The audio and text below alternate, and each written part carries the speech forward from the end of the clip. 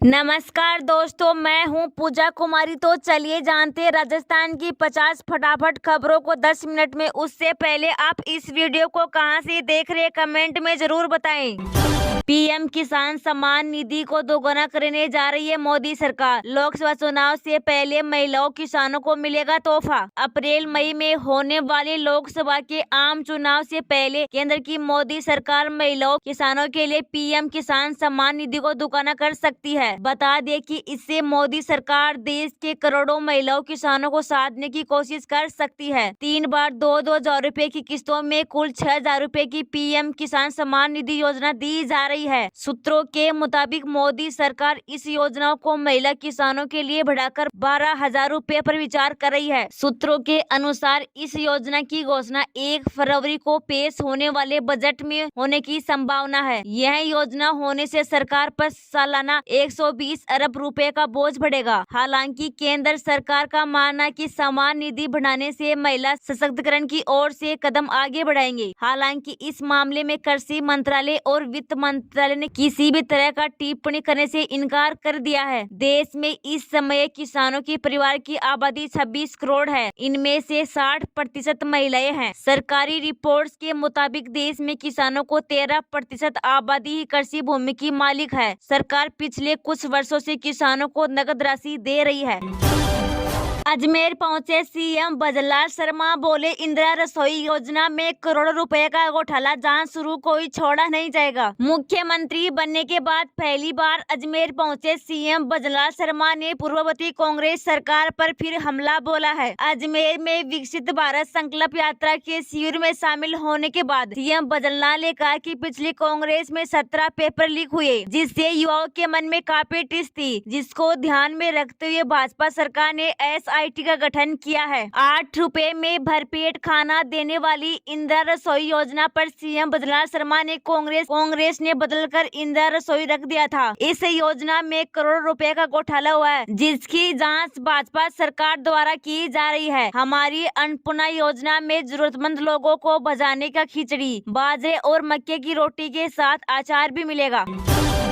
CM Bhajanlal Sharma ने दिया बड़ा बयान, का भ्रष्टाचारियों को नहीं छोड़ेंगे, अब नहीं होगा धोखा। राजस्थान में भजनलाल सरकार पूर्व सरकार के कार्यालय में किए गए भ्रष्टाचार को लेकर एक्शन मोड पर है। सरकार ने खुले तौर पर भ्रष्टाचार के आरोपियों को सख्त कार्रवाई देने का निर्देश दिया है। पेपर लीक समेत तमाम मामलों को लेकर सरकार विशेष जाँच करवाई जाएगी। सीएम ने कहा कि जो भी इन मामलों में दोषी पाए गए उनको सरकार छोड़ेगी नहीं, उन्हें सजा दिलवाएंगे। इस दौरान मुख्यमंत्री कांग्रेस सरकार को जमकर आड़े हाथ लेते हुए कहा कि पूर्ववर्ती सरकार ने भ्रष्टाचार को जमकर आरक्षण दिया था। बता दें कि ये सीएम भजनलाल शर्मा विकसित भारत संकल्प यात्रा के शिविर के दौरान आए थे। भारत जल्द ही टॉप 3 अर्थव्यवस्था में शामिल होगा, ये मोदी की गारंटी है। गुजरात वाइब्रेट समिट में बोले पीएम मोदी। प्रधानमंत्री नरेंद्र मोदी ने बुधवार को वाइब्रेट गुजरात वैश्विक शिखर सम्मेलन के उद्घाटन के बाद अपने संबोधन में कहा कि दुनिया आज भारत को स्थिरता के एक महत्वपूर्ण स्तंभ के रूप में देख रही है और वह ऐसे मित्र के रूप में उभरा है जिस पर भरोसा किया जा सकता है। यह भी कहा कि ऐसे समय में जब विश्व अनेक अनिश्चितताओं से घिरा हुआ है, तब भारत दुनिया में विश्वास की एक नई किरण बनकर उभरा है। पीएम मोदी ने कहा कि भारत कुछ सालों में टॉप 3 अर्थव्यवस्था में आएगा। कांग्रेस ने राम मंदिर प्राण प्रतिष्ठा का न्योता ठुकराया। सोनिया गांधी और मल्लिकार्जुन खड़गे नहीं आएंगे अयोध्या। 22 जनवरी को अयोध्या में होने वाले राम मंदिर के प्राण प्रतिष्ठा समारोह में कांग्रेस अध्यक्ष मल्लिकार्जुन खड़गे और सोनिया गांधी नहीं होगी शामिल। कांग्रेस ने राम मंदिर प्राण प्रतिष्ठा समारोह का न्योता अस्वीकार कर दिया है। बुधवार को कांग्रेस की महासचिव संचार जयराम रमेश ने एक बयान में कहा कि हमारे देश में लाखों लोग भगवान राम की पूजा करते हैं। धर्म एक ही निजी मामला है, लेकिन RSS और बीजेपी ने लंबे समय से अयोध्या में राम मंदिर को राजनीतिक प्रोजेक्ट बना रखा है। बीजेपी और RSS के नेता अधूरे मंदिर का उद्घाटन स्पष्ट रूप से चुनावी लाभ के लिए करा रहे हैं। इन नेताओं ने राम मंदिर प्राण प्रतिष्ठा को लेकर निमंत्रण को ठुकरा दिया है। देश में 24 घंटों में कोविड-19 के संक्रमण से 4 लोगों की हुई मौत, 605 नए मामले दर्ज। देश में अब 36,043 एक्टिव केस है। भारत में पिछले 24 घंटों में 605 नए कोविड-19 के मामले दर्ज किए गए और 4 मौतें हुई। केंद्रीय स्वास्थ्य और परिवार कल्याण मंत्रालय ने बुधवार को बताया कि 2 केरल और 2 कर्नाटक में मौतें दर्ज की गई है। एक्टिव मामलों की संख्या सोमवार के 3,919 से गिरकर 3,643 हो गई है। देश में कोरोना वायरस मामलों की कुल संख्या 4,50,19,819 तक पहुंच गई है। देश में कोरोना वायरस मामलों की संख्या 4,50,19,819 तक पहुंच गई है, जबकि कुल मिलाकर मरने वालों की संख्या बढ़कर 5,33,406 हो गई है। नया JN1 सब वेरिएंट ओमिक्रॉन सब वेरिएंट का वंशज है, जिसे BA.2.26 या पिरोला के नाम से जाना जाता है। केरल इस मामले की रिपोर्ट कराने वाला पहला राज्य है। ओमिक्रॉन स्ट्रेन का JN1 सब वेरिएंट तेजी से सामने आया है। जनवरी से कोरोना वायरस नमूनों पर हाल के आनुवंशिक अध्ययनों से पता चलता है कि राज्य में लगभग सभी मामलों के लिए JN1 सब वेरिएंट जिम्मेदार है। महाराष्ट्र में JN1 मामलों की संख्या 200 से अधिक हो गई है। सूत्रों के अनुसार 6 जनवरी तक देश भर के 12 राज्यों में JN1 के कुल 682 मामले सामने आए हैं।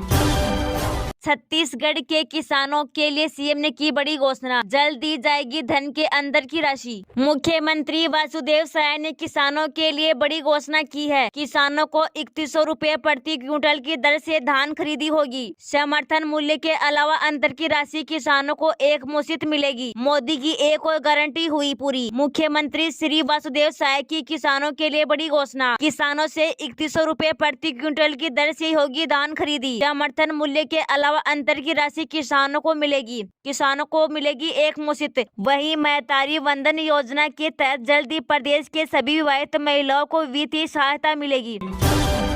देश के कई जिलों में बारिश, आधे से ज्यादा प्रदेश घना कोहरा छाया पड़े। आज कहां मौसम विभाग की चेतावनी। राजस्थान में 2 दिन की मामूली राहत के बाद एक बार फिर प्रदेश में सर्दी का प्रकोप बढ़ गया है। प्रदेश के कई जिलों में बारिश होने की वजह से सर्दी का असर ज्यादा हुआ है। मावठ के चलते बुधवार सुबह एक बार फिर कोहरे की घनी चादर छा गई है। जयपुर में बुधवार सुबह घना कोहरा छाया रहा। विजिबिलिटी केवल 15 से 20 मीटर रही। इससे वाहनों को काफी परेशानी का सामना करना पड़ा। वाहन चालकों को वाहन की लाइट जलानी पड़ी। मंगलवार को कोटा, बारा, सवाई माधोपुर, चित्तौड़गढ़, जयपुर, करौली, दौसा और अस्पताल के जिलों में हल्की से मध्यम बारिश हुई। न्यूनतम तापमान में से 5% की बढ़ोतरी दर्ज की गई। 3 दिन तक कुछ जिलों में घना कोहरा छाए रहने की संभावना है। हल्की बारिश रबी की फसल के लिए फायदेमंद साबित हो रही है। बूंदी जिले के जाखमुंड गाँव में मंगलवार सुबह बारिश के दौरान एक घर पर बिजली गिर गई, जिससे काफी सामान जल गया। हालांकि किसी जनहानि की सूचना नहीं है। किसान सोनू मीणा का 4 ट्रॉली धान जल गया है। ग्रामीणों ने किसानों को मुआवजा देने की मांग की है।